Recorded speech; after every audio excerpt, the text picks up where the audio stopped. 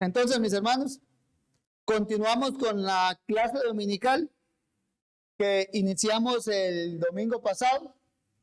Hoy corresponde segunda lección.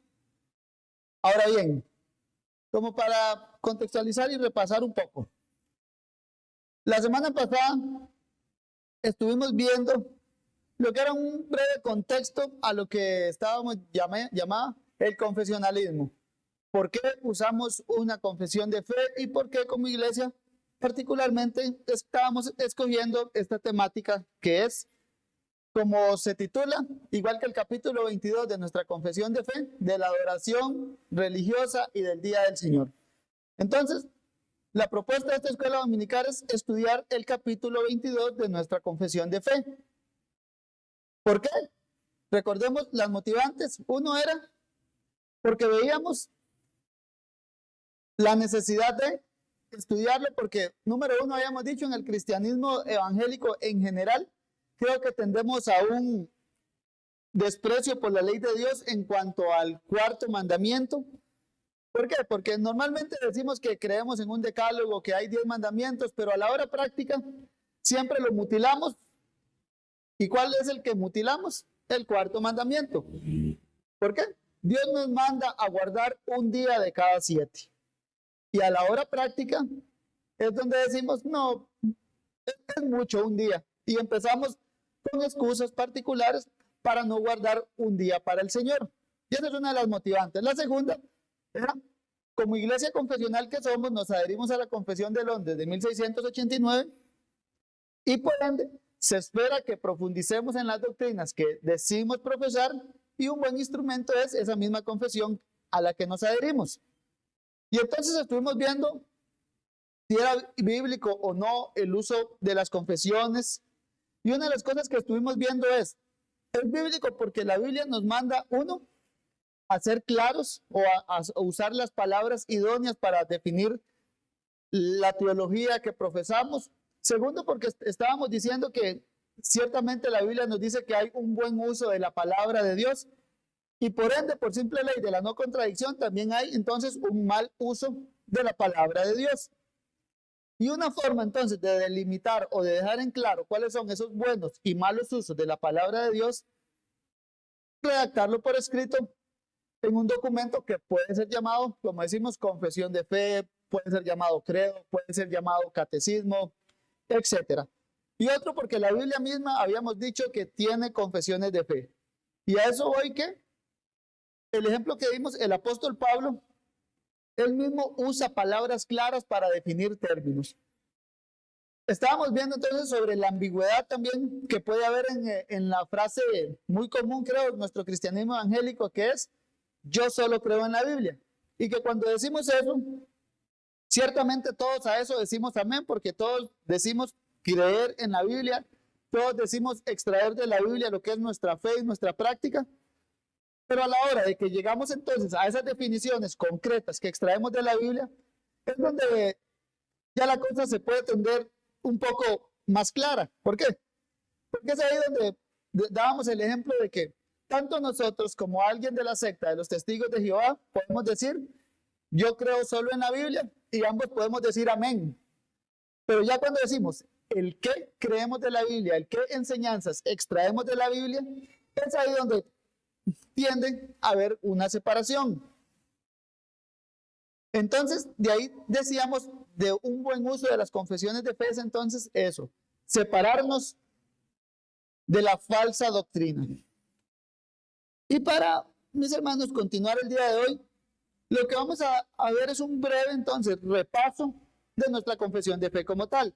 Si la semana pasada lo que estuvimos viendo era como una introducción al confesionalismo, hoy lo que vamos a ver, entonces, es una segunda clase también introductoria y es una introducción a nuestra confesión de fe y particularmente una introducción no tanto a la historia, sino al contenido de la misma. Entonces, mis hermanos, comenzamos brevemente. Y va a ser introducción a la confesión de fe y contextualizando entonces en el capítulo que vamos a estudiar, que es el capítulo 22. Entonces, mis hermanos, para que veamos, en estructura general, nuestra confesión de fe podemos decir que está dividida en 4 grandes bloques de enseñanza. Número 1, y eso es bueno que creo que lo apunten, siempre es bueno tener como un bosquejo de nuestra confesión de fe. Número 1, muchos hermanos lo titulan primeros principios o principios básicos, que abarca de los capítulos 1 al 6. Entonces, la primera parte de nuestra confesión, del capítulo 1 al capítulo 6, llamada principios básicos, y eso es porque aborda, valga la redundancia, los principios básicos del cristianismo. Trata verdades fundamentales, inicia como, por ejemplo, de nuestro punto de partida, de las Sagradas Escrituras. Y después de ahí, ¿qué es lo que sigue? Lo que extraemos de las Sagradas Escrituras, de Dios y de la Santa Trinidad. Desde ese punto de partida podemos decir, desde esos principios básicos, es sobre el cual descansa nuestra fe. Y es a partir de ahí entonces, desde donde nuestra confesión, por ende, empieza a desarrollar toda esa teología que vamos a ver. En estos principios básicos, mis hermanos, creo que una de las cosas que debe quedar clara cuando la vemos ahí, son cosas fundamentales al cristianismo. Desde uno, no existe cristianismo sin revelación divina, sin las escrituras como la llaman. No existiría cristianismo como lo vemos ahí, sin el Dios trino de Dios y de la Santa Trinidad. Toca los temas básicos del cristianismo como que somos una raza caída. Es como la explicación al ¿por qué no puedo dejar de pecar? Vaya al capítulo 6 de nuestra confesión y va a encontrar la respuesta. La segunda parte de nuestra confesión es como la columna vertebral de la misma. Abarca de los capítulos 7 al capítulo 20.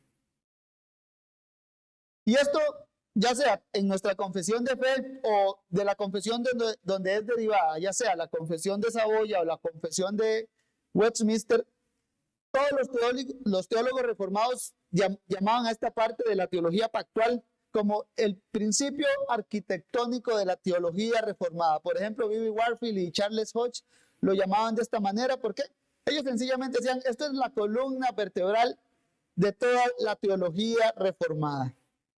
Y es en la cual están entonces nuestros distintivos, en nuestro caso particular como bautistas reformados, y el punto de partida es el pacto de Dios en el capítulo 7. Y a partir de ahí, del capítulo 7 en adelante, se desarrolla todo lo que es la doctrina del pacto, tal cual la entendemos nosotros como, veámoslo así, como una plataforma teológica o unos lentes de pacto que nos ponemos a la hora de leer la Biblia. ¿Para qué? Para entenderla de manera consistente. Y el punto de partida del pacto es capítulo 8 de Cristo el mediador.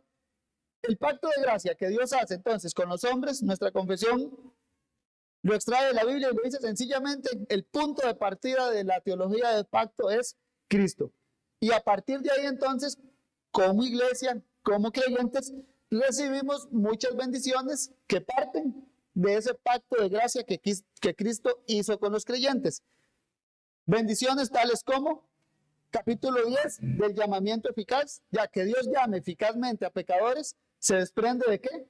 Del pacto de gracia que Dios hizo en Cristo con nosotros. Capítulo 11 de la justificación por la fe, entonces, es una bendición del pacto de gracia que obtenemos gracias a Jesucristo. Y así, capítulo 12 de la confesión, santificación, de la fe salvadora, del arrepentimiento para vida, de las buenas obras, etcétera. Todos son como ramas que se desprenden de ese mismo árbol que es el pacto de gracia. Y esas son entonces bendiciones que nosotros tenemos. Ahora bien, la tercera parte, mis hermanos, de nuestra confesión de fe, la titulan varios hermanos sencillamente así, la vida centrada en Dios. Y esa vida centrada en Dios abarca de los capítulos 21 al capítulo 30. Y esa parte, mis hermanos, viene igual, como un tema de entrada. Siempre los teólogos reformados cuando estipulaban o cuando hacían este tipo de documentos, tenían un punto de partida. Principios básicos, capítulo 1, partimos de la Escritura. Ahora, vámonos así. Segunda parte del pacto. ¿Cuál es el punto de partida? Capítulo 7 y todo lo que se desprende del pacto. Ahora estamos en vida centrada en Dios, libertad y límites. Lo titulan así.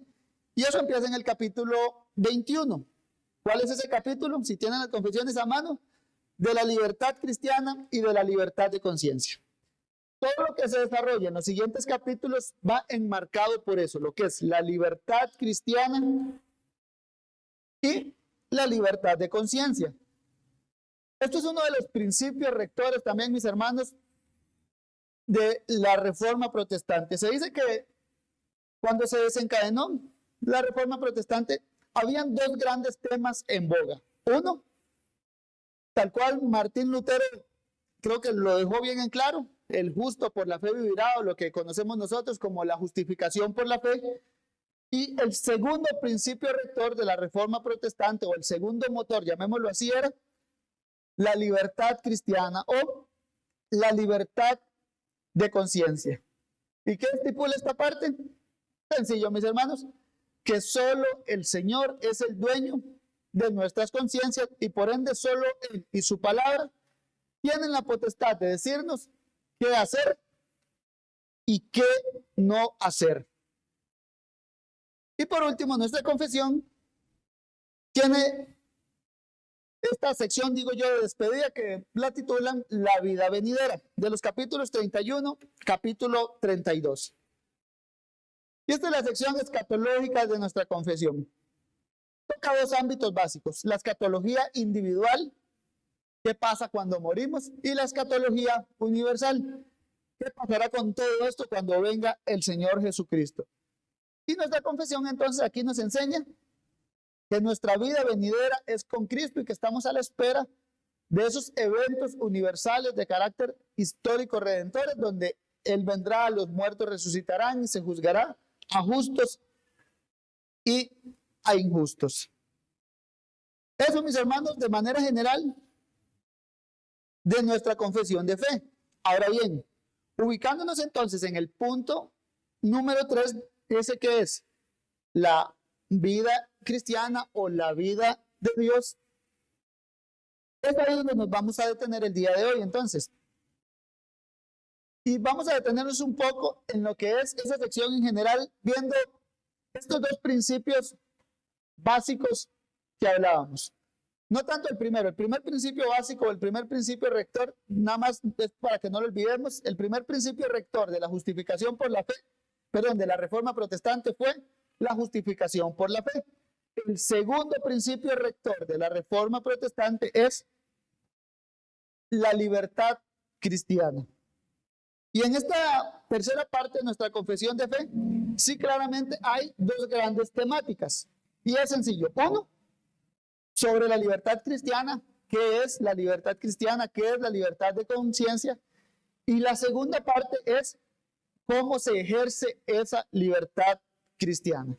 Entonces veamos brevemente esto de la libertad cristiana. John Owen, puritano inglés, él decía: el segundo principio de la reforma con el que los reformadores justificaron su separación de la Iglesia de Roma fue este: que el pueblo cristiano no estaba atado a la obediencia ciega a los guías de la Iglesia, sino que no solo tenía libertad, sino que también estaba obligado a juzgar por sí mismo todo lo que debía creer y practicar en la religión y el culto a Dios. Owen sencillamente lo resume que Dios no dejó a su iglesia a ciegas. Dios no dejó a su iglesia con un mecate en las conciencias, que ese mecate lo estaba jalando la Iglesia de Roma o otro montón de hombres, sino que el único Señor de la conciencia que debía estipular todo lo que las personas debían creer y todo lo que las personas debían practicar era el Señor Jesucristo, que Él fue el que dio mandamientos a su iglesia. Pablo expone este principio de la libertad que Cristo dio a su iglesia en Gálatas 5. Gálatas 5.1, vayamos a ver. Dice así, Gálatas 5.1.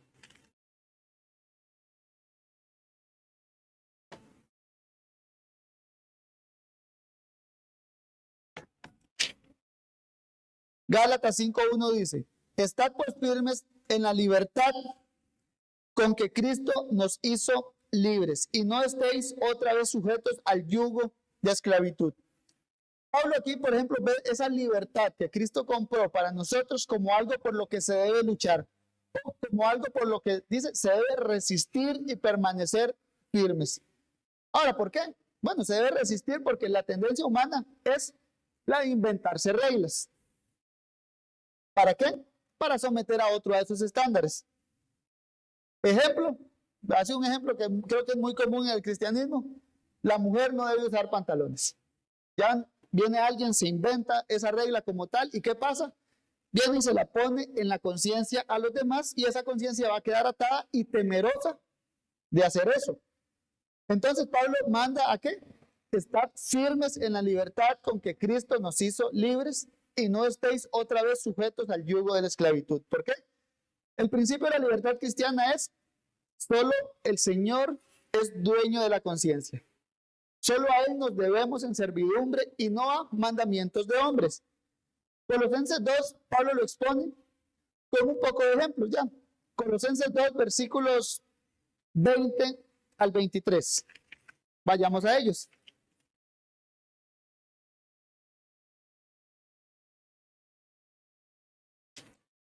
Dice así: pues si habéis muerto con Cristo en cuanto a los rudimentos del mundo, ¿por qué, como si vivieses en el mundo, os sometéis a preceptos tales como: no manejes, ni gustes, ni aun toques en conformidad a mandamientos y doctrinas de hombre? Cosas que todas se destruyen con el uso. Tales cosas, a la verdad, cierta reputación de sabiduría. Tienen a la verdad cierta reputación de sabiduría en culto voluntario, en humildad y en duro trato del cuerpo, pero no tienen valor alguno contra los apetitos de la carne. Pablo, entonces, como digo, da unos ejemplos. ¿Cómo se sometían a esclavitud? Y Pablo lo dice: como si viviesen en el mundo. Y uno se imagina el libertinaje. No, y Pablo le dice que vivir de acuerdo al mundo es someterse a preceptos: no manejes, no gustes, ni aun toques. Y dice: en conformidad a mandamientos y doctrinas de hombres. Es decir, si yo como una criatura de Dios me invento cosas y se las impongo a ustedes desde aquí, dice, los estoy poniendo en rudimentos mundanos, los estoy poniendo en los rudimentos del mundo, tales como: no manejes, no gustes, no se pongan pantalones, usen todos ahora una faja amarilla, por ejemplo, ya. Esos son rudimentos mundanos, es lo que dice el apóstol Pablo. Ahora bien, aprender a profundizar en esta doctrina de la libertad cristiana, claramente es de mucho aliento, es de mucho consuelo. ¿Por qué? Porque las mentes cristianas, en general, yo creo que toda mente, no solo la cristiana, tiende incluso a llamar pecados a cosas que Dios no ha llamado pecado. ¿Y por qué? Porque nos lo dijeron. Heredamos tradiciones. No sé, puede haber una tradición de hace 200 años que en la iglesia se debe venir con faja amarilla, y posiblemente lo vamos a hacer, y hasta le vamos a buscar justificación bíblica. Profundizar en esta doctrina, por ejemplo, va a traer, como digo siempre, consuelo a las mentes, como uso de pantalón en las mujeres, aretes, maquillaje, etcétera. El tema con las bebidas alcohólicas, que son ciertos tabús en el mundo evangélico, quedarían fuera de la lista al ser evaluados de manera consistente con la Biblia. Y nuestra confesión de fe lo explica claro. Capítulo 21, párrafo 2. Dice así: solo Dios es el Señor de la conciencia y ha dejado libre de las doctrinas y mandamientos de los hombres, y la ha dejado libre de los mandamientos de los hombres que sean en cualquier cosa contrarios a su palabra o que no estén contenidos en esta. Nuestra confesión lo resume sencillo. Un buen entendimiento de la libertad cristiana nos guarda no solo de prácticas o doctrinas contrarias a la Biblia, que creo que eso lo tenemos más claro, sino que también nos guarda, pongamos atención, de prácticas, creencias o doctrinas que estén de manera neutral. ¿A qué voy con esto? Veamos bien, dice, que sean en cualquier caso contrarios a su palabra o que no estén contenidos en esta. Es como, esto no está ni prohibido ni aprobado. Entonces, ¿qué hacemos? Bueno, la libertad de conciencia nos puede guardar de ciertas cosas así también. Ahora bien, la segunda parte de esta sección de la confesión es cómo se ejerce esa libertad cristiana. Y particularmente nosotros entonces de aquí en adelante vamos a detenernos en el capítulo 22 de nuestra confesión de fe. Es decir, cómo se ejerce la libertad cristiana en la adoración a Dios. Nuestra confesión va a tratar esta temática de distintos matices, del capítulo 22 al capítulo 30, y de manera clara, nosotros nos vamos a centrar en la adoración. Y para responder a esta pregunta, surge un término, creo que para muchos de nosotros ya debería ser algo común, y para los que no, hoy lo aprenden, y es el principio regulador de la adoración o el principio regulador del culto. ¿Qué es esto? Es sencillo, mis hermanos. El principio regulador de la adoración nos establece que Dios debe ser adorado tal cual Él lo demanda. Sencillo, ¿verdad? Principio regulador de la adoración es igual a Dios debe ser adorado tal cual Él lo estipula en su palabra. Y este principio entonces regulador de la adoración surge como una protección a las conciencias del pueblo de Dios en cuanto a la adoración. Los puritanos, mis hermanos, y los teólogos reformados lo expresaban de esta manera: cualquier cosa introducida en la adoración a Dios que no estuviera ordenada por las Escrituras era una violación a la libertad de conciencia. Veámoslo así. Cualquier cosa introducida en la adoración a Dios que no estuviera ordenada, ¿qué es ordenada? Mandada explícitamente por las Escrituras, es una violación a la libertad de conciencia. Y esto, mis hermanos, es muy común cuando uno lee a los teólogos antiguos, escuchar este tipo de frases con ellos. Porque ellos lo que querían dejar claro es que a Dios solo se le da la adoración que Él manda. No se le adora entonces a Dios a partir de las buenas intenciones, como nuestro corazón tiende a hacerlo, sino que se le adora tal cual Él lo ha estipulado en su palabra. Ahora, una manera de entenderlo fácil es, siempre digo yo, con un ejemplo. Supongamos que yo cumplo años y yo le digo a mi esposa que yo quiero que me haga una celebración de cumpleaños con mis amigos, no sé, con una temática ahí, no sé, de algo masculino, etc. Y mi esposa se pone creativa y ella viene y me pone un tema de Hello Kitty e invita a la celebración de cumpleaños, invita a todas sus amigas. Y entonces, ¿qué pasa? Ella hizo una cosa con toda la emoción, con toda la buena intención, pero la hizo conforme a su corazón y no conforme a lo que se le había pedido. Algo así, podemos ver un ejemplo del principio regulador del culto. Dios ha demandado cómo debe ser adorado y por ende se espera que la iglesia responda con un amén a esas demandas de Dios. Juan Calvino, mis hermanos, en su libro La necesidad de reformar la iglesia, lo resume así: Dios en muchos pasajes prohíbe cualquier nuevo culto que su palabra no ha autorizado. Yo no ignoro lo difícil que es persuadir al mundo que Dios rechaza e incluso abomina todo lo relacionado a su culto que es inventado por el razonamiento humano.